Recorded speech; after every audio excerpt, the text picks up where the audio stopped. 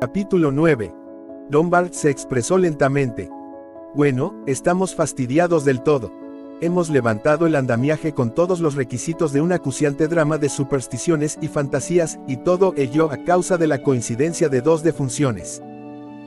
Por lo tanto, orientemos nuestro razonamiento. Soy médico y pretendo conocer a los suicidas. Marston no era de los que se matan voluntariamente, repuso Armstrong con voz grave. ¿No podría haber sido un accidente?, preguntó Lombard. Extraño accidente, respondió Blob, y añadió, en cuanto a la mujer. La señora Rogers. Sí, su muerte parece debida a una causa accidental. ¿Accidental? ¿Cómo es eso?, preguntó Lombard. Blob parecía no saber cómo responder a esa pregunta. Su cara, de ordinario sonrosada, se coloreó aún más, y murmuró. Veamos, doctor, usted le administró una droga. Una droga. Explíquese usted. Ayer noche usted mismo dijo que le había dado algo para dormir. Ah, sí, fue un inofensivo soporífero. ¿Qué era? Le hice tomar una dosis muy suave de Veronal. Una preparación nada peligrosa. Dígame, no es posible que le haya dado una dosis más fuerte de ese producto, insistió Blob. Furioso, el doctor protestó. ¿Qué insinúa usted? Blob no se amedrentó. No es posible que usted haya cometido un error. Esa clase de accidente puede pasarle a cualquiera. No he cometido ningún error, añadió el doctor. Su insinuación roza lo grotesco. Rojo de cólera, Armstrong continuó. Acúseme enseguida de haber dado expresamente a esa desgraciada una dosis excesiva de Veronal. Lombard intervino para calmarles. Vamos, señores, un poco de calma. No comencemos por acusarnos unos a otros. Blob replicó en tono mesurado. Busco solamente saber si el doctor se ha equivocado. Un médico no puede permitirse el lujo de equivocarse, amigo mío, respondió Armstrong, descubriendo sus dientes en una sonrisa forzada. No sería la primera vez que haya usted cometido una equivocación, si creemos lo dicho por el disco del gramófono, insistió Blob, pensando sus palabras. Armstrong palideció. Lombard, furioso, se dirigió a Blob. ¿Qué significa esta actitud agresiva? Estamos todos en la misma situación y debemos ayudarnos mutuamente, pues, también podríamos preguntarle algo a usted sobre este asunto de perjurio. Blob, adelantóse con los puños crispados, replicó.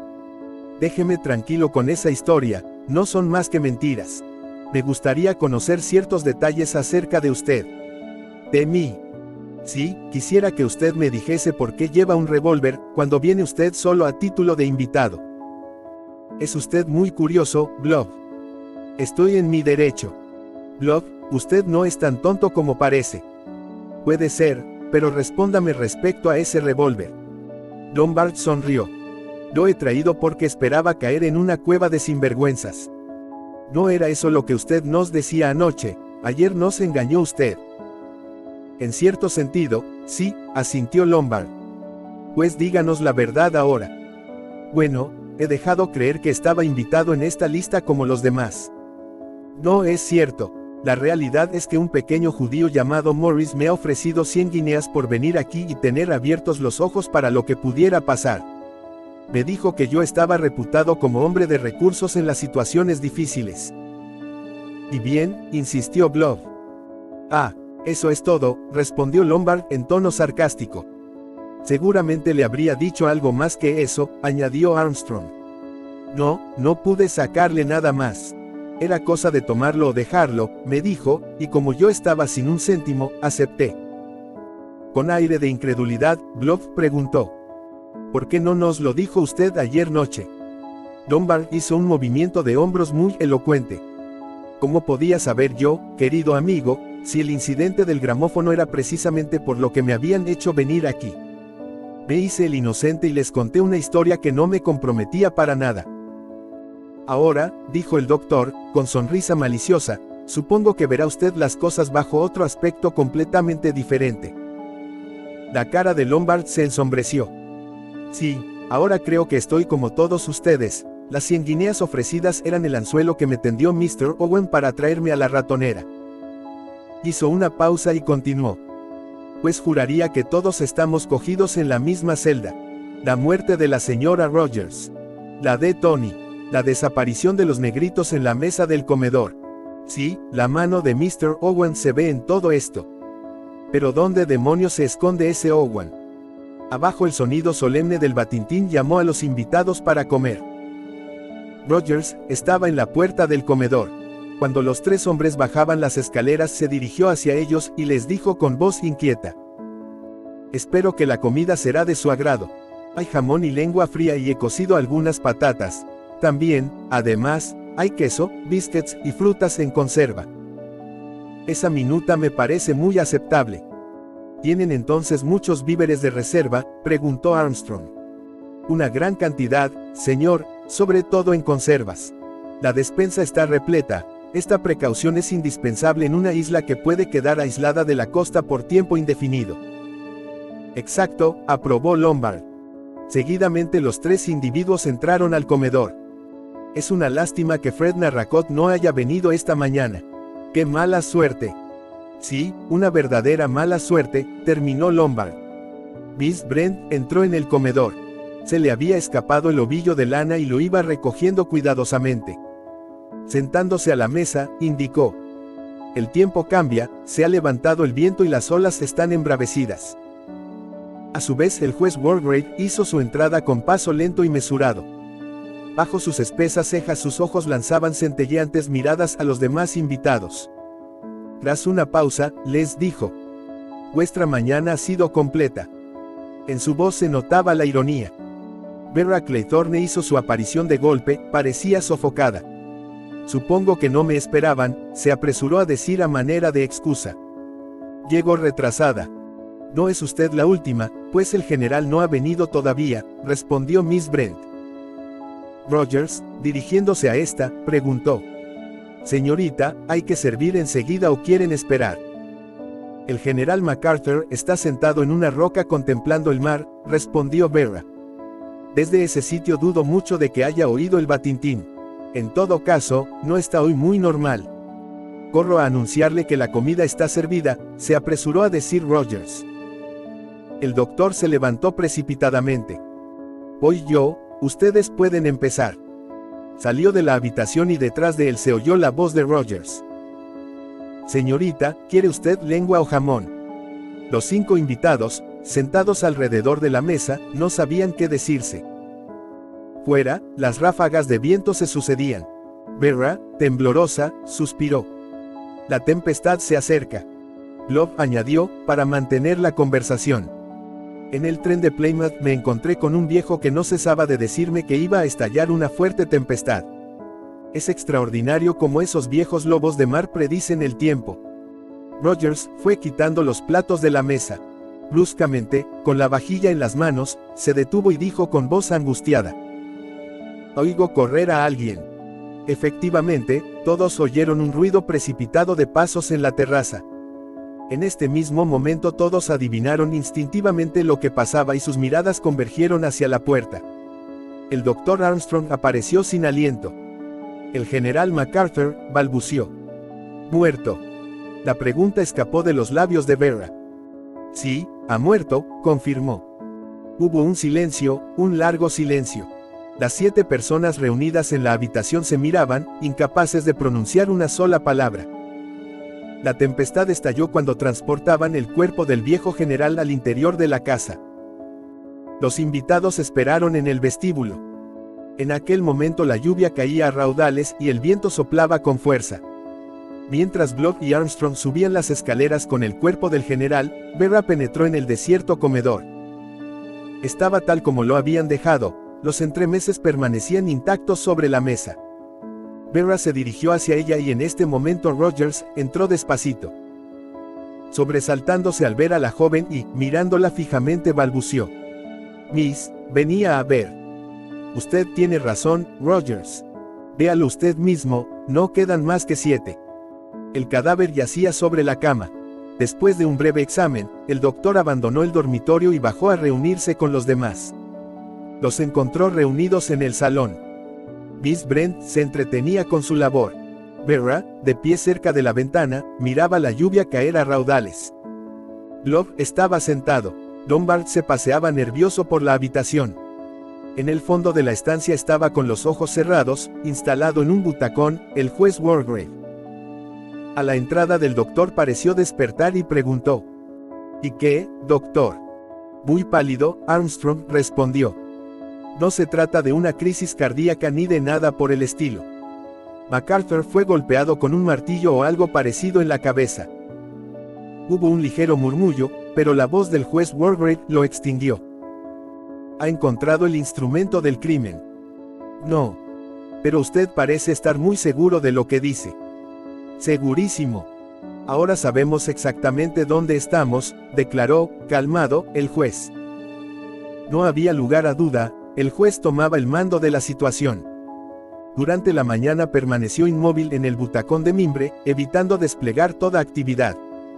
Pero ahora asumía la dirección del asunto con toda la autoridad que le confería la práctica de sus largos años de magistrado.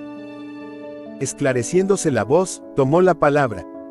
Esta mañana, sentado en la terraza, les observé a ustedes. Sus intenciones no me dejaron duda alguna. Han registrado la isla en busca y captura de un asesino desconocido. Es cierto, respondió Lombard. El juez continuó. Ustedes están de acuerdo conmigo referente a la muerte de Marston y de la señora Rogers. No fueron accidentales y tampoco pueden considerarse como suicidios. ¿Se han formado ustedes alguna idea sobre las intenciones que tuvo Mr. Owen al traernos aquí? Es un loco, un desequilibrado, estalló Bluff con rabia. Es evidente, pero eso no cambia en nada la consecuencia de sus actos. Nuestros esfuerzos deben dirigirse hacia el mismo final. Salvar nuestras vidas. Le aseguro que no hay nadie en la isla, aseguró Armstrong. Nadie. El juez, acariciándose la barbilla, dijo suavemente. Nadie en el sentido que usted lo entiende. Yo mismo, esta mañana, saqué la misma conclusión y hubiera podido anticiparle lo inútil de su busca. Sin embargo, estoy convencido que Mr. Owen, por darle el nombre que él ha escogido, se encuentra en la isla, lo juraría por mi vida. Este hombre ha decidido castigar a ciertos individuos por faltas cometidas que escapan a la ley. No dispone de otros medios para su plan que el juntarse con sus invitados. Creo que Mr. Owen es uno de nosotros. Oh, no, no. Vera pronunció estas palabras con voz débil, como si gimiese. El juez se volvió hacia ella con mirada penetrante. Miss Vera, no tenemos más remedio que rendirnos a la evidencia de los hechos. El tiempo apremia y todos corremos un grave peligro. Uno de nosotros es Owen y no sabemos quién. De las 10 personas que desembarcaron en la isla, 3 han desaparecido: Anthony Marston, la señora Rogers y el general MacArthur. Solo quedamos 7 y uno de nosotros es el falso negrito. Hizo otra pausa y pasó la mirada a su alrededor. Creo que todos ustedes comparten mi idea. Es fantástico, pero quizá usted tenga razón, añadió el doctor. No hay duda alguna, dijo Bluff, y si quieren escucharme puedo sugerir una buena idea. Con gesto rápido el juez le atajó. Nos ocuparemos de esto más tarde, pues ahora solo me interesa saber que todos estamos de acuerdo sobre este primer punto. Emily Brent, que continuaba su labor, dijo. Su razonamiento me parece lógico. Sí, uno de nosotros está poseído del demonio. Me niego a creerlo, protestó Vera. ¿Y usted, Lombard?, preguntó Wargrave. Yo lo creo también. Satisfecho, el juez hizo un signo con la cabeza y añadió. Ahora escuchemos sus declaraciones. Antes de empezar, ¿sospecha usted de alguien en particular? Mr. Bluff, creo que tenía usted algo que decirnos. Bluff respiraba con dificultad y al fin pudo decir. Lombard tiene un revólver. Ayer noche no nos dijo la verdad y él mismo lo reconoce. Lombard sonrió desdeñosamente.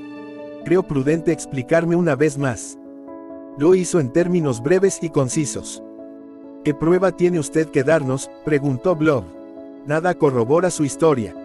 Estamos todos en un mismo caso, no podemos confiar más que en nuestra palabra. Nadie de entre nosotros parece darse cuenta de esta situación extraordinaria. ¿Hay alguien entre nosotros a quien podamos eliminar por los testimonios que poseemos? El doctor Armstrong se apresuró a decir. Soy un médico conocido, y la idea de que yo pudiese ser objeto de una sospecha. Con un gesto de la mano el juez frenó al orador, declarando con voz agria: yo también soy un personaje conocido, pero eso nada prueba. En todos los tiempos ha habido médicos que perdieron la cabeza y magistrados que se volvieron locos y también, añadió dirigiéndose a Blob, policías. Sea lo que fuere, intervino Lombard, creo que las señoras quedan libres de nuestras sospechas. El juez enarcó las cejas, y elevando su voz, tan conocida en tribunales, dijo: debo deducir, según usted, que las mujeres están exentas de locura homicida. Evidentemente no, pero parece imposible que... Se calló, pues Waldegrave se dirigía al médico. Doctor, según usted, una mujer tiene la fuerza física suficiente para dar el golpe que ha matado al pobre MacArthur. El médico respondió con calma: perfectamente, si empleas el instrumento necesario, un mazo o un martillo. Y eso no exigiría un esfuerzo extraordinario por su parte. Ninguno.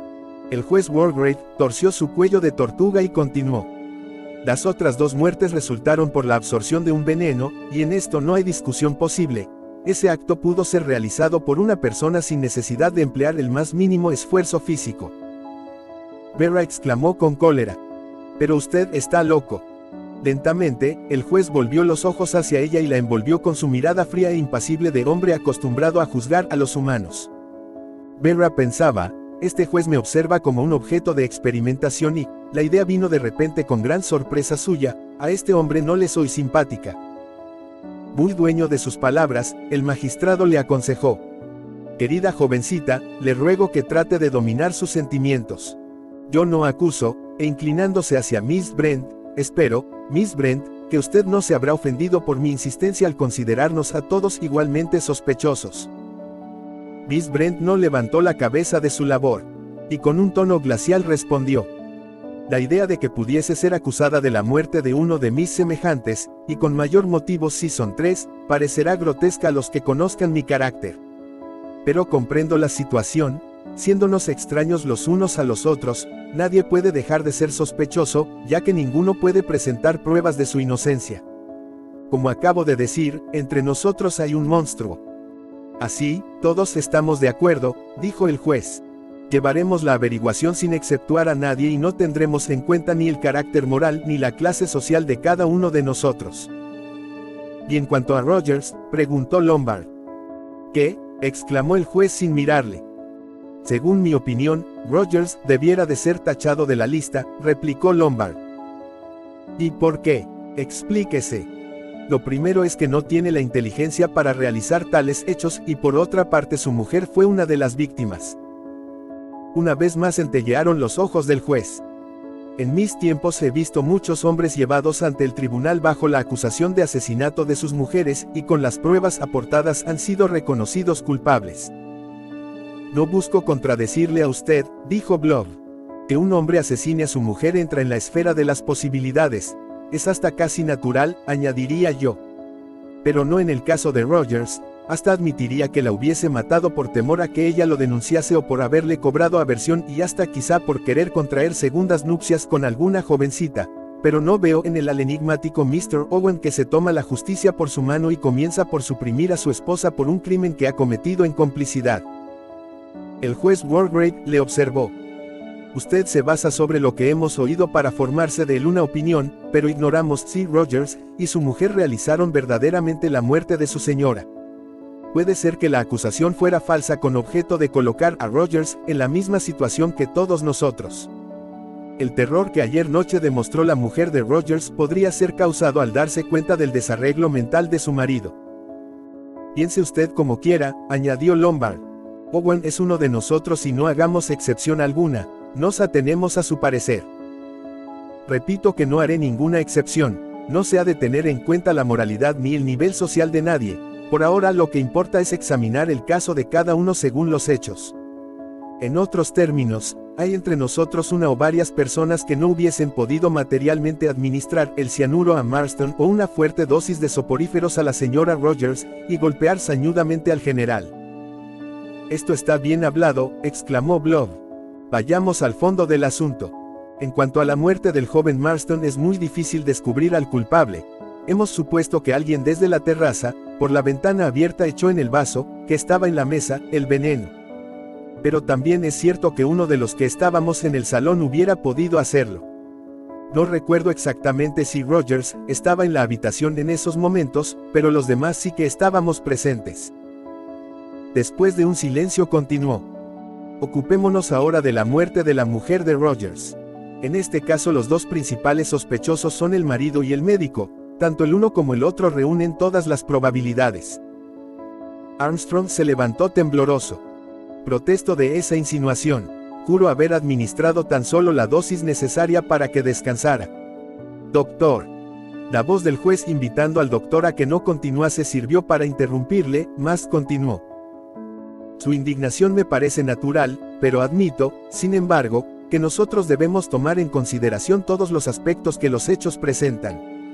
Usted o Rogers son los que tuvieron más facilidad de hacerlo. Ahora consideremos la posición de los otros invitados.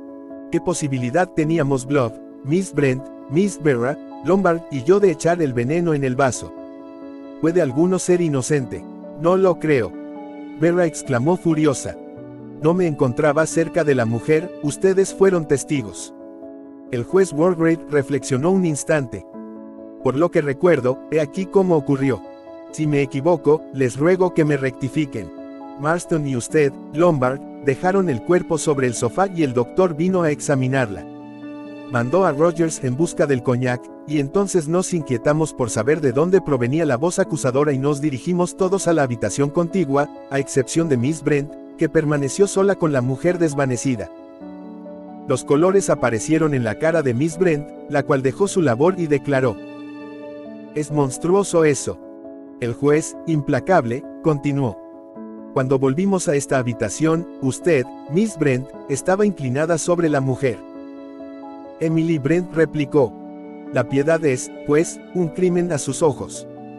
Yo me ajusto a los hechos». En ese momento Rogers regresaba con el coñac que podía haber envenenado antes.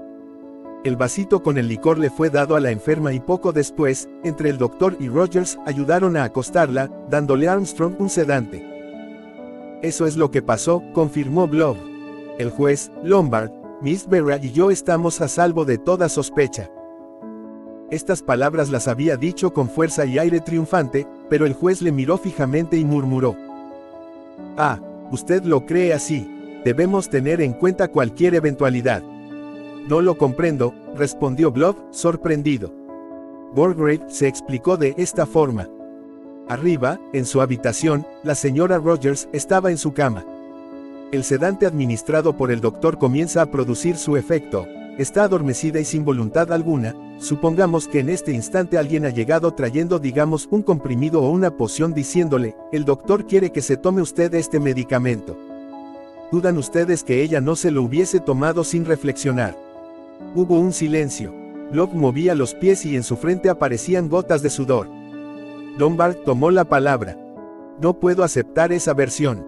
Nadie se fue del salón sino unas horas después de que Mistress Rogers fue conducida a su dormitorio. Enseguida acaeció la muerte fulminante de Marston. Alguien pudo salir», le interrumpió el juez, «de su habitación más tarde». «Pero si entonces estaba Rogers en la habitación con su mujer», observó Lombard. «No», dijo el doctor. «Rogers bajó para quitar la mesa y arreglar el comedor. No importa quién pudo entonces introducirse en la habitación de Rogers sin verle nadie». «Veamos», observó Emily Brent, «esa mujer estaba adormecida por efecto de la droga que usted le dio a beber». «Sí, con toda probabilidad, pero no lo afirmaría, pues si no se le ha prescrito al paciente, jamás se sabe la reacción que produce un medicamento. Depende del temperamento del paciente el que un soporífero surta el efecto en más o menos tiempo». «Usted nos dice lo que quiere, doctor», insinuó Lombard. De nuevo la cara de Armstrong enrojeció de cólera.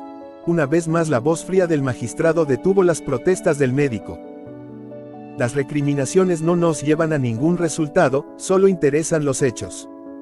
Cada uno reconoce voluntariamente que alguno de entre nosotros pudo subir a la habitación. Cierto que esta hipótesis tiene un valor relativo, yo lo reconozco. La aparición de Miss Brent o Miss Vera cerca de la enferma no habría ocasionado sorpresas, mientras que si Blob, Lombard o yo nos hubiésemos presentado, nuestra visita parecería insólita, pero no habría provocado ninguna sospecha en la mujer. ¿A dónde nos conduce todo esto?, preguntó Blood. El juez Walgrave se acarició los labios y con gesto frío e impasible declaró: vamos a examinar el tercer crimen y establecer el hecho de que nadie de entre nosotros puede estar enteramente exento de sospecha. Hizo una pausa, carraspeó y siguió diciendo: llegamos ahora a la muerte del general, ocurrida esta mañana. Ruego a los que de entre nosotros sean capaces de suministrarse una coartada la expongan. Yo no puedo dar ninguna coartada posible, pues toda la mañana he estado sentado en la terraza meditando. He pasado revista a todos los extraños acontecimientos que han ocurrido en la isla desde ayer noche. Estuve en la terraza hasta que sonó el batintín para comer, pero me imagino que hubo muchos momentos en que nadie me hubiese visto bajar hasta el mar, asesinar al general y volver a ocupar mi sitio en la butaca. Les aseguro que no me he ausentado de la terraza, pero ustedes no tienen más que mi palabra. Por lo tanto, eso no es suficiente y son necesarias pruebas. Me encontraba con el doctor y Lombard, los dos pueden testimoniarlo, dijo Blood. Usted ha vuelto a la casa para buscar una cuerda, precisó Armstrong. Perfectamente, no he hecho nada más que ir y venir, usted lo sabe de sobra. Usted ha estado demasiado lejos. ¿Qué demonios insinúa usted, doctor? Solamente digo que ha tardado en volver, repitió Armstrong. Claro, he tenido que buscarla, pues no se echa las manos encima a un rollo de cuerda cuando no se sabe dónde está. Walgrave intervino. Durante la ausencia del inspector, ustedes estuvieron juntos, señores Armstrong y Lombard. Buscaba el sitio mejor para poder enviar señales heliográficas a la costa, respondió sonriendo Lombard. Me ausenté un minuto o dos. Es exacto, declaró el doctor, afirmando con un movimiento de cabeza. No ha tenido tiempo suficiente para realizar un asesinato, puedo jurarlo. ¿Alguno de ustedes consultó el reloj?, preguntó el juez. No, claro que no. Además yo no lo llevaba. Un minuto o dos, eso es muy impreciso, murmuró Walgrave. Volvió la cabeza hacia Miss Brent, que continuaba con el cuerpo erguido y su labor en la falda. Miss Brent, ¿qué hizo usted esta mañana? En compañía de Miss Claythorne he subido a la cima de la isla y después me he sentado en la terraza a tomar el sol. No recuerdo haberla visto, recalcó Walgrave. No es extraño, pues me encontraba al amparo del viento, en el rincón del este, junto a la casa. ¿Y ha estado usted allí hasta la hora de la comida? Sí, señor. Ahora, a su vez, Miss Claythorne, continuó el viejo magistrado, hable usted. Esta mañana me he paseado, en efecto, con Miss Brent. Después he estado dando una vuelta por la isla y me he sentado al lado del general para charlar un rato. ¿Qué hora sería en aquel momento?, la interrumpió el juez. Por primera vez la respuesta de Vera fue evasiva. No sé con certeza, seguramente una hora antes de la comida o un poco más. ¿Era antes o después de que nosotros le habláramos?, preguntó Blood. Lo ignoro, de todas maneras le encontré muy raro. ¿En qué sentido lo juzga raro?, insistió Walgrave. Vera respondió en voz baja y temblorosa. Me dijo que íbamos a morir todos, y que él esperaba su fin. Me asustó. El juez admitió con un movimiento de cabeza y preguntóle. ¿Y después, qué hizo? Volví a la casa y antes del almuerzo salí de nuevo y estuve detrás de la finca. Todo el día me he sentido muy nerviosa. No queda más que Rogers por preguntar, aunque dudo que la declaración pueda añadir algo más a lo que ya conocemos. Rogers, convocado ante este tribunal improvisado, no tenía gran cosa que decir. Toda la mañana había trabajado en el arreglo de la casa y en preparar la comida. Antes de esta, llevó los combinados a la terraza y después subió a su habitación para recoger sus ropas personales y trasladarlas a otra habitación. En toda la mañana no había mirado por las ventanas y por tanto no sabía nada que pudiese esclarecer el misterio de la muerte del general. En todo caso él juraba que al poner los cubiertos había visto los 8 negritos de porcelana sobre la mesa del comedor. Cuando el criado terminó de declarar se produjo un silencio. Luego el juez Walgrave carraspeó y Lombard murmuró al oído de Vera. Ahora verá cómo el juez va a resumir nuestras declaraciones. Hemos hecho, con toda nuestra competencia, la encuesta de las circunstancias que envuelven las 3 muertes que nos ocupan. Hay muchas probabilidades contra ciertas personas, pero no podemos, sin embargo, declarar de forma fehaciente a los demás inocentes en toda complicidad. Reitero mi afirmación de que existe un asesino peligroso y probablemente loco entre las 7 personas aquí reunidas. Nada nos deja adivinar quién es. Por ahora, lo único que podemos hacer es tomar las medidas necesarias para ponernos en comunicación con la costa y pedir auxilio. Si el socorro tardase, lo cual es de suponer, dado el estado del mar, debemos tomar toda clase de medidas para asegurar nuestras vidas. Yo les estaré muy agradecido si me exponen las ideas que les sugieran estas cuestiones. Entretanto, recomiendo a cada uno que esté alerta, pues hasta aquí la tarea del asesino ha sido muy fácil, dado que sus víctimas estaban confiadas. De ahora en adelante el deber nos ordena sospechar los unos de los otros. Un hombre advertido vale por 2. Les prevengo para que no se expongan a ningún riesgo y se guarden de los peligros. Es todo lo que tengo que decirles por el momento. Lombard murmuró irónico. Se levanta la sesión. Capítulo 10. ¿Cree que esto sea verdad?, preguntó Vera. Estaba sentada en una banqueta cerca de la ventana del salón, en compañía de Philip Lombard. Fuera, la lluvia caía a torrentes y el viento azotaba con sus ráfagas los cristales. Lombard inclinó la cabeza antes de contestar. Me pide mi opinión acerca de si Wargrave no se equivoca cuando afirma que Mr. Owen es uno de nosotros. Sí, eso es. Es muy difícil responderle. En pura lógica tiene razón, pero, sin embargo. Vera le sacó las palabras de la boca. Pero, sin embargo, todo esto me parece increíble. Philip Lombard hizo una mueca. Toda esta historia es inverosímil. Pero después de la muerte del general un punto muy importante ha sido aclarado, que no se trata de accidentes ni suicidios, pero sí de crímenes. 3 asesinatos hasta ahora. Vera se estremeció. Uno llega a figurarse estar viviendo una pesadilla. Continúo creyendo que tales cosas es imposible que sucedan. La comprendo, Miss Claythorne. Nosotros soñamos. Dentro de un momento llamarán a la puerta y la sirvienta entrará para servirnos el té. Ah, si fuese cierto lo que usted dice, exclamó Vera. Lombard replicó gravemente. Todos nosotros estamos mezclados en esta horrible pesadilla. Y mientras tanto es necesario que cada uno se guarde a sí mismo. Bajando la voz, Vera preguntó a su compañero. Sí, este es uno de ellos. ¿Quién cree usted que es, entonces?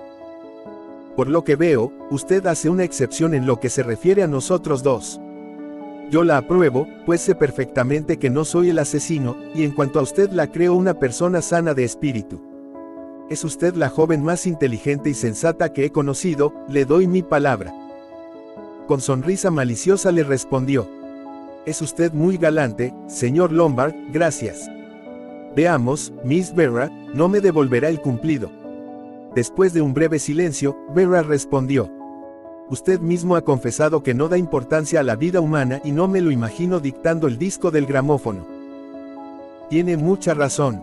Si hubiera pensado cometer uno o varios crímenes hubiese sido solamente para sacarles provecho. Estos castigos en serie no creo que valgan la pena. Entonces, entendidos, nosotros mismos nos eliminamos de la lista de sospechosos y concentraremos nuestra atención sobre los siniestros 5 compañeros de prisión. ¿Cuál de ellos es U.N. Owen? Aunque no tengamos prueba alguna, apostaría por Wargrave, indicó Lombard. Oh, exclamó Vera, sorprendida. Tras reflexionar un instante, preguntó, ¿por qué? No sabría explicarlo exactamente. En primer lugar, es viejo y ha presidido los tribunales durante muchos años y le ha podido trastornar esa autoridad intangible que tenía. Puede ser que Wargrave se crea todopoderoso señor de la vida y de la muerte de los hombres. Su cerebro se ha estropeado y nuestro viejo magistrado se considera como juez supremo y verdugo. Es posible, aprobó Vera. ¿Por quién apuesta usted, Miss Claythorne? Sin vacilar, Vera respondió. Por el Dr. Armstrong. Por el doctor, es el último en quien yo habría pensado. Las muertes, continuó Vera, son debidas al veneno y esto revela la mano de un médico. En efecto, es verdad, admitió Lombard. Vera persistió en su acusación. Cuando un médico se vuelve loco, es muy difícil darse cuenta. Muchos de ellos se extenúan por exceso de trabajo y tienen el cerebro fatigado. De acuerdo, dijo Philip, pero no creo que Armstrong hubiera podido matar al general. No pudo hacerlo durante el corto instante que le dejé solo, al menos que corriese como una liebre y volviera corriendo también, pero su falta de entrenamiento físico no le permite de ninguna forma realizar tal proeza. Vera no se dejó ganar la partida. No ha sido en este momento cuando mató al general, remachó Vera. Fue más tarde. ¿Cuándo? Cuando fue a buscarle antes de ir a comer. Philip lanzó un silbido muy significativo. ¿Usted cree que lo hizo entonces? Sí que tiene sangre fría. ¿Qué riesgo corría? Ninguno, pues es el único que posee conocimientos suficientes para decirnos que la muerte se remontaba a 1 hora o más. ¿Y quién le podía contradecir? Philip miró a la joven con gesto pensativo. Mis felicitaciones. Su solución es ingeniosa. Pero me pregunto. ¿Quién es el asesino, Mr. Glove? Me gustaría saberlo. ¿Quién es? Rogers tenía la frente arrugada y sus manos se crisparon sobre la gamuza con que estaba limpiando el polvo. Esta pregunta me la hago yo mismo, le respondió Glove. Uno de nosotros, según el juez. ¿Pero quién? Eso es lo que desearía saber. ¿Quién es ese demonio con forma humana? Todos quisiéramos aclarar este misterio. Rogers le insinuó. Pero usted tiene una idea sobre el particular, Mr. Glove. Puede ser. Tengo sospechas, pero de eso a una certidumbre hay mucho trecho y puedo equivocarme. Pero la persona de quien sospecho tiene mucha sangre fría. Rogers, secándose el sudor de la frente, dijo con voz ronca por la emoción. Me parece una pesadilla. ¿Y usted, Rogers, tiene alguna idea? El criado inclinó la cabeza al responder. No sé nada y eso es lo que me da miedo. ¿De quién podría sospechar? Desesperado, el doctor gritaba. Tenemos que salir de aquí a toda costa. El juez Walgrave miraba la lluvia a través del ventanal. Jugueteaba con el cordón de sus lentes. No pretendo adivinar el tiempo que hará, pero me parece que antes de 24 horas no podrían venir aquí, aunque supieran la situación trágica en que nos encontramos. Y aun eso, si el viento amaina. El doctor llevóse las manos a la cabeza gruñendo. Y mientras, podemos ser asesinados en nuestras camas. No soy tan pesimista como usted. Tomaré toda clase de precauciones para que no me ocurra esa desgracia, replicó Walgrave. Armstrong pensaba que el anciano magistrado agarrábase más a la vida que muchos jóvenes. Ese fenómeno lo había observado muchas veces a lo largo de su carrera. Él mismo tenía, por lo menos, una veintena de años menos que el juez y, sin embargo, su instinto de conservación le parecía menos arraigado. En cuanto al juez, pensaba, asesinados en la cama. Esos medicuchos se parecen todos, no tienen ideas originales. Cierto, pero tenga en cuenta que esas víctimas estaban desprevenidas, mientras que nosotros estamos sobre aviso. ¿Pero qué podemos hacer?, preguntó Armstrong. Tarde o temprano. Yo he tomado mis medidas. No sabemos de quién desconfiar. El viejo magistrado se acarició la barbilla y murmuró. No diría yo otro tanto. Armstrong le miró a la cara de hito en hito. Entonces, usted sabe. En cuanto a las pruebas indispensables ante un tribunal, le declaro no tener ninguna, dijo con prudencia Walgrave. Sin embargo, si paso revista a todos los hechos, distinguiría claramente quién era el culpable. No le comprendo, dijo con los ojos fijos en el anciano juez el asombrado doctor. Miss Emily Brent se retiró a su dormitorio, cogió la Biblia y se sentó cerca de la ventana. La solterona abrió el libro sagrado y después de unos segundos de duda, lo dejó, se fue hacia la mesilla de noche y sacó de un cajón un pequeño cuaderno de memorias, con cubiertas negras. Lo abrió y púsose a escribir. Una horrorosa desgracia acaba de pasar. El general MacArthur ha muerto. Su primo era marido de Elsie Macpherson. Sin duda alguna ha sido asesinado. Después de comer el juez Walgrave nos ha hecho un interesante discurso, pues está convencido de que uno de nosotros es el culpable. En otros términos, uno de nosotros está poseído del demonio. Estoy segura. ¿Quién podrá ser? Esta es la pregunta que cada uno se hace. Pero yo sola sé. Se quedó un instante inmóvil, sus ojos grises se cerraron. El lápiz temblaba entre sus dedos, escribió en mayúsculas. La asesinada se llama Beatrice Taylor. Cerró los ojos. De repente los abrió sobresaltada y miró el cuaderno donde había estado escribiendo. Lanzando una exclamación de cólera, leyó las letras tan irregularmente escritas de la última frase y murmuró con voz muy baja. No es posible. He sido yo quien ha escrito esto. Me estoy volviendo loca. La tempestad estaba en todo su furor, el viento rugía alrededor de la casa. Hallábanse todos reunidos en el salón y se observaban entre sí. Cuando Rogers entró con la bandeja para servir el té, todos se sobresaltaron. ¿Quieren que corra las cortinas? ¿Estará esto menos triste? Ante la respuesta afirmativa, el criado corrió las cortinas y encendió la luz. La habitación iluminóse y se disiparon las sombras. Al día siguiente la tempestad se apaciguaría y vendría un barco surgiría. Miss Claythorne preguntó: ¿Quiere usted servir el té, Miss Brent? La solterona le contestó: No, se lo ruego, sírvalo usted misma. La tetera es tan pesada. Por otra parte, he perdido 2 ovillos de lana gris y eso me disgusta. Vera se aproximó a la mesa y se oyó el alegre tintineo de la porcelana. Todo parecía volver a la normalidad. El té de la tarde. Para los ingleses, qué deliciosa costumbre. Philip Lombard arriesgó una broma, Blob le respondió en el mismo tono. Armstrong contó una divertida anécdota, y hasta el mismo juez, que de ordinario rechazaba este brebaje, paladeábalo con visible placer.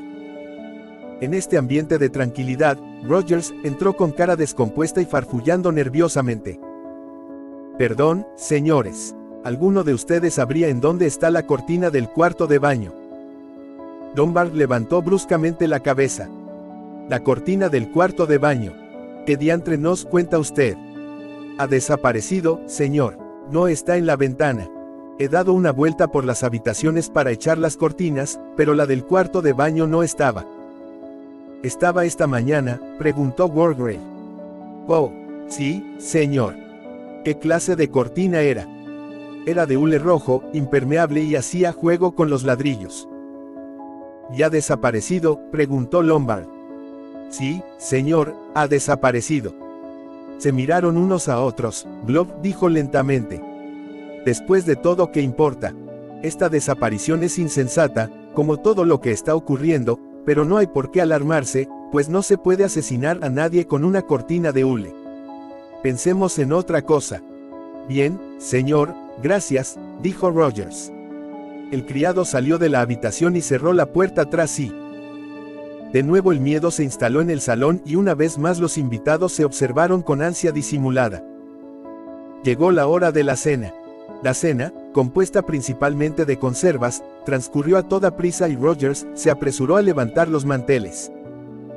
En el salón reinaba una tensión insoportable. A las 9 Emily Brent se levantó.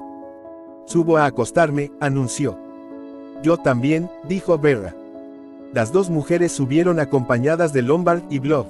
En el pasillo los 2 hombres vieron cómo Vera y Miss Brent entraban en sus respectivos aposentos y oyeron el ruido de los cerrojos y de las llaves desde el interior.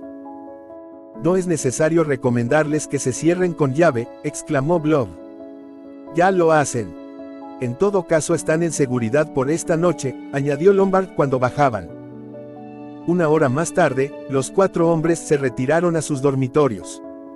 Rogers, desde el comedor, donde preparaba la mesa para el desayuno del siguiente día, los vio subir y oyó que se paraban en el primer rellano. La voz del juez dejóse oír. Inútil será aconsejarles que cierren bien sus puertas. A Blob parecióle bien añadir. Y sobre todo no olviden ustedes poner una silla atrancando la puerta, pues ya saben que se puede abrir desde fuera. Querido Blob, usted es muy listo para nosotros, dijo Lombard. Buenas noches, deseo que nos encontremos mañana sanos y salvos, se despidió del juez con estas palabras. Rogers salió del comedor y subía lentamente la escalera, vio 4 sombras desaparecer tras 4 puertas, percibió 4 vueltas a la llave y el ruido de 4 cerrojos al correrse. Es una buena precaución, murmuró para sí. Volvió a bajar para ir al comedor. Miró si estaba en orden y preparado para la siguiente mañana. Su mirada se posó en el centro de la mesa y contó 7 negritos de porcelana. Trataré de que nadie nos gaste una broma durante esta noche. Atravesando la habitación cerró con llave la puerta que daba a la cocina y pasó al vestíbulo por la otra puerta, que cerró igualmente con llave y se la guardó en el bolsillo. Después apagó las luces y con paso lento llegó a su nueva habitación. Allí encontró un sitio para guardar la llave en el armario, cerró la puerta también con llave y echó el cerrojo. Rogers se dispuso a acostarse, y se dijo a sí mismo: esta noche nadie tocará los negritos, he tomado mis precauciones. Capítulo 11. Philip Lombard se despertó al amanecer, como era su costumbre, apoyándose sobre un codo, escuchó. El viento un tanto calmado soplaba aún, pero el ruido de la lluvia había cesado. A las 8, el viento volvió a adquirir violencia, pero Lombard se había adormecido. A las 9 de la mañana, sentado al borde de la cama, consultó su reloj, lo aplicó al oído y sus labios se abrieron descubriendo sus dientes en una sonrisa que evocaba una mueca de lobo y murmuró: hay que poner fin a todos estos crímenes. A las 10:25 llamó a la puerta de Blob, cerrada con llave. El ex inspector de policía vino a abrirle con 1000 precauciones. Estaba todavía medio dormido y con los ojos cargados de sueño y los cabellos desgreñados. Lombard dijo con voz amable: veo que duerme usted como un lirón. Es indicio de una conciencia tranquila. ¿Qué pasa, pues? No han venido a despertarle trayéndole el té. ¿Sabe usted la hora? Blob movió la cabeza hacia el despertador de la mesilla de noche. Las 10:20, no creía haber dormido tanto. ¿Dónde está Rogers? Le responderé con la misma pregunta. ¿Qué dice usted? Simplemente, que Rogers falta a la lista. No está ni en su cuarto ni en la cocina, y ni siquiera ha encendido la lumbre. Blob ahogó un juramento y profirió en voz alta: ¿dónde demonios puede estar? Seguramente estará dando vueltas a la isla. Espere a que me vista, mientras averigüe si los demás saben algo. Philip Lombard se dirigió hacia las puertas cerradas. Encontró levantado al doctor y casi vestido. Al juez Wargrave, como a Blob, le tuvo que despertar. Vera estaba disponiéndose a bajar, y en cuanto a Miss Brent no estaba en su habitación. El reducido grupo inspeccionó la casa. El dormitorio de Rogers estaba vacío, la cama deshecha, la navaja, la brocha y el jabón estaban aún húmedos. Rogers se ha levantado como siempre, dijo Lombard.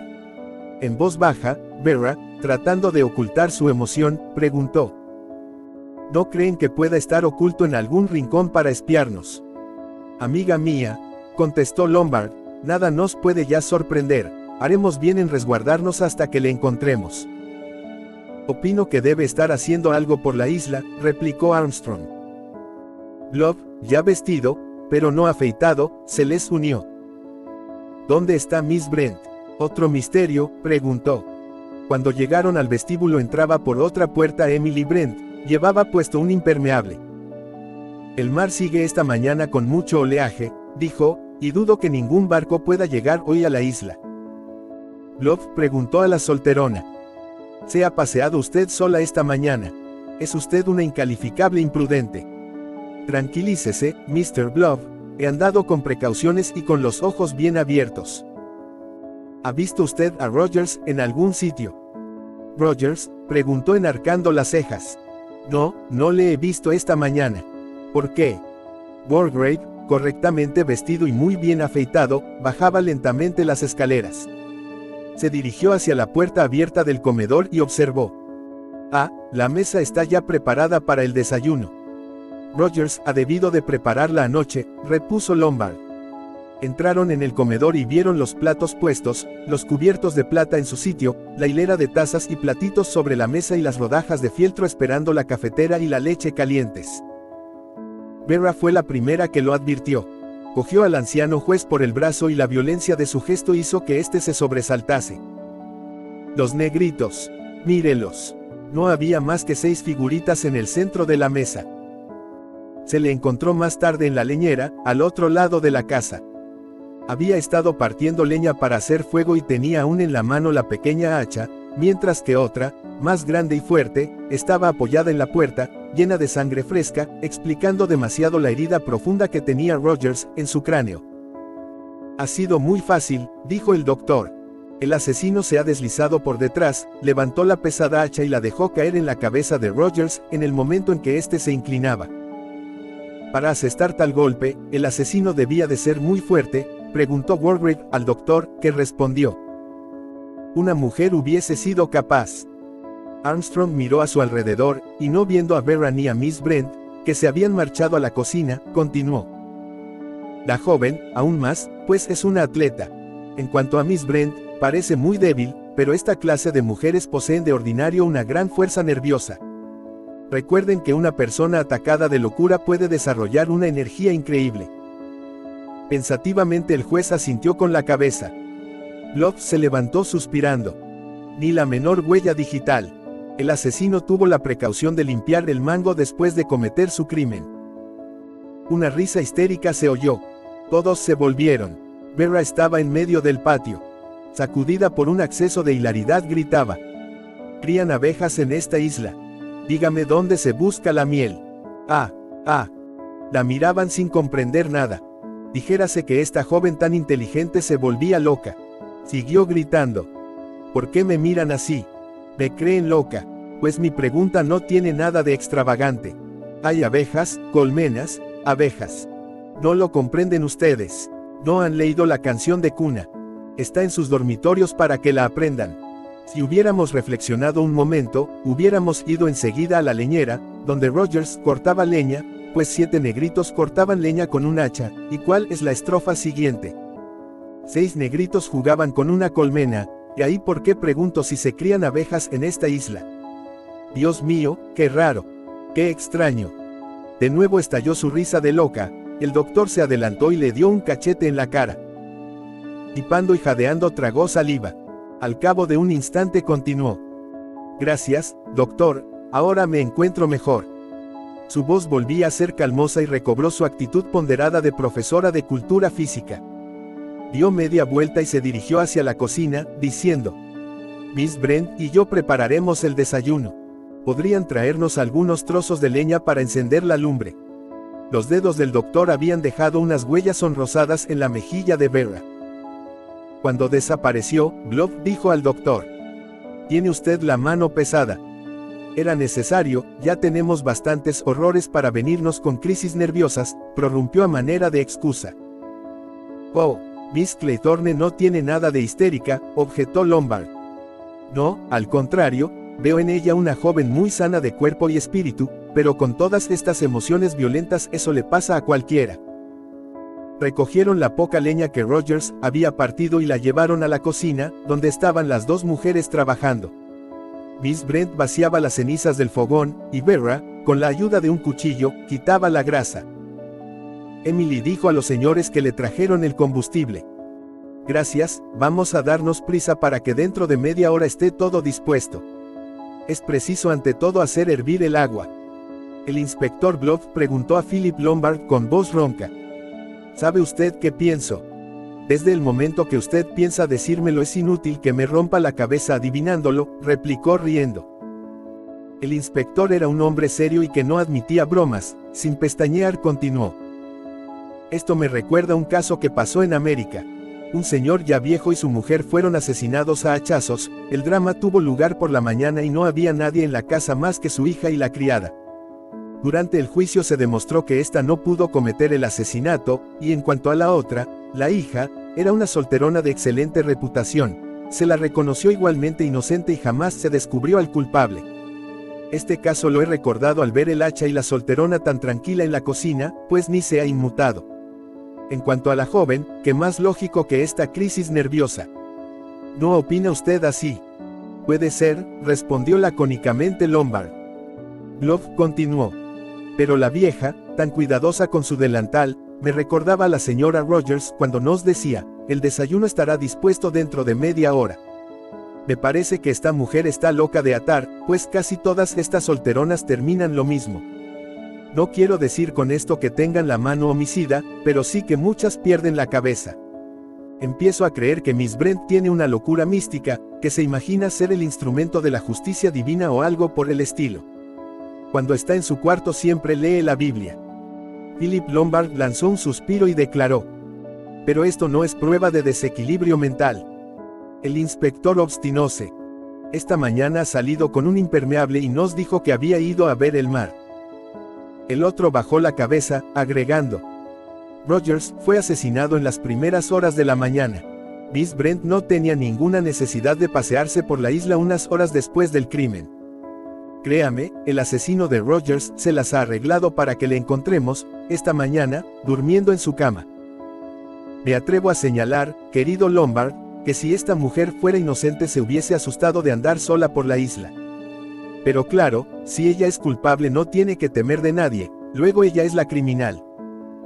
Este argumento tiene su valor, dijo Lombard. No había pensado en ello, y añadió sonriendo, me place comprobar que usted no sospecha de mí.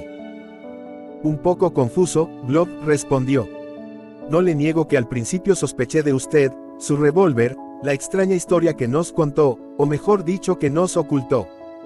Pero ahora me doy cuenta de que su inocencia ha quedado bien patente. Espero que usted tendrá la misma certidumbre referente a mí. Puedo equivocarme, respondió Lombard, pero no lo creo con imaginación suficiente para la realización y preparación de todos estos horrores que estamos viviendo. Si usted fuera el culpable, admitiría su gran talento de actor, y ante este tendría que quitarme el sombrero. Entre nosotros, Blob, y ya que antes de que termine el día es probable que no seamos más que 2 cadáveres, estuvo usted de veras complicado en aquel asunto de falsos testimonios. Muy molesto Blob respondió. Ahora ya no me importa. Pues bien, sí, Landor era inocente, pero la cuadrilla de bandidos me amenazó y tuve que encerrarlo por 1 año. Claro que todo esto es confidencial, pues a no ser por las circunstancias, jamás lo hubiese dicho. Y sobre todo delante de testigos, terminó Lombard, riéndose. Pero esté usted tranquilo, que no diré nada. Por lo menos espero que ganaría usted mucho dinero. El negocio no me dio lo que yo esperaba. Los Putzel era una banda de harapientos, sin embargo, logré un ascenso. Y a Landor le condenaron a trabajos forzados a perpetuidad y murió en la cárcel. ¿Podía yo adivinar que iba a morir? No, de aquí su mala suerte. Mi mala suerte, la de él, querrá decir. La de usted también, porque ha tenido como resultado que su vida sea acortada de un modo desagradable. ¿Que se cree usted eso?, le contestó Blob, mirándole fijamente. ¿Usted cree que me voy a dejar coger como Rogers y los demás? Esté tranquilo, que sé guardarme bien. A pesar de todo, no quiero apostar, pues si usted muere yo no cobraría. ¿Qué es lo que me está contando? Le digo que no tiene ninguna posibilidad de escapar a su destino. Su falta de imaginación hace de usted un blanco ideal, un criminal tan astuto como U.N. Owen le cogerá en sus redes, cuando quiera. La cara de Blob enrojeció y preguntó con rabia. ¿Y a usted, Mr. Lombard? Los rasgos de Philip Lombard se endurecieron al responder. Yo soy un hombre de recursos y me he encontrado en situaciones más peligrosas aún, de las que salí indemne, y espero salir de esta, no diré con mayor ventaja. Los huevos se estaban friendo. Vera, que estaba tostando el pan, pensaba al mismo tiempo. ¿Por qué me ha atacado esa crisis de nervios? He sido una ridícula y he cometido un error. Hay que tener calma, mucha calma. Hasta entonces ella había conservado siempre su sangre fría. Miss Claythorne ha dado pruebas de mucha sangre fría. Sin dudar se lanzó al agua para socorrer al niño Cyril. ¿Por qué evocar ese recuerdo? Todo pertenecía al pasado. Cyril había desaparecido mucho antes que ella llegase a las rocas. Sintió que la corriente le llevaba y se dejó arrastrar, flotando, y por fin la canoa de salvamento, la felicitaron por su coraje y sangre fría. Todos a excepción de Hugo, que solamente la miró a los ojos. Oh, cómo sufría pensando en Hugo después de tanto tiempo. ¿Dónde estaría? ¿Qué haría? ¿Tendría novia? ¿Estaría casado, quizá? Emily Brent la volvió a la realidad. Vera, el pan se está quemando.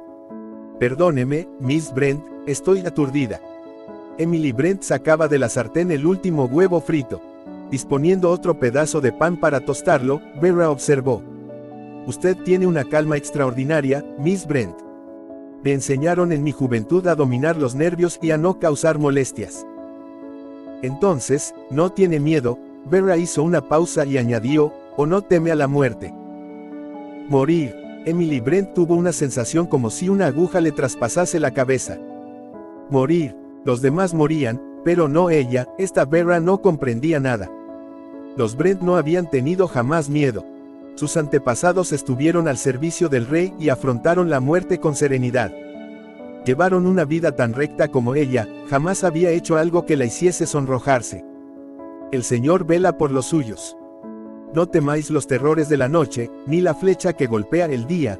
Estamos en pleno día, la luz alejaba los fantasmas. Ninguno de nosotros abandonará esta isla.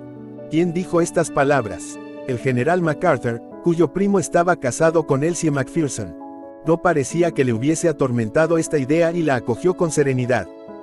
Fue impío. Ciertas personas hacen tan poco caso de la muerte, que se suprimen ellos mismos.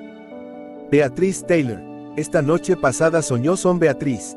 La veía apoyada en la ventana, la cara pegada a los vidrios, suplicándole que la dejase entrar. Pero ella la había dejado fuera. De haberle permitido entrar en su cuarto, aquella gran desgracia no hubiese ocurrido. Emily tembló. Su joven amiga la miraba de forma extraña. Entonces dijo vivamente: todo está dispuesto. Vamos a servir el desayuno. Ese desayuno se salió de lo corriente. Cada uno mostróse extremadamente solícito con su vecino de mesa. Miss Brent, ¿puedo servirle el café? Miss Claythorne, quiere una lonja de jamón. Un poco más de asado.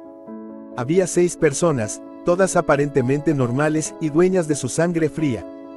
Pero en su fuero interno las ideas daban vueltas como ardillas enjauladas. ¿A quién le tocará? ¿A quién? ¿Cómo? ¿Cuándo? ¿Lo logrará esta vez? Me lo pregunto. Si me diesen tiempo, Dios mío, me dejarán tiempo. Locura mística, eso es, seguramente. Mirándola, jamás se dudaría. ¿Y si me equivocase? Pierdo la cabeza. Milana ha desaparecido, las cortinas rojas también, esto no tiene sentido. No comprendo nada ni veo jota. Esta especie de cretino se ha tragado todo lo que le he contado. Atención, sin embargo. 6 negritos de porcelana, no quedan más que 6. ¿Cuántos habrá esta noche? Todo eso pensaban, inquietos, en tanto comían. ¿Quién quiere el último huevo? Un poco de mermelada. Gracias. Un pastelillo. Eran 6 a desayunar y todos se conducían como seres normales.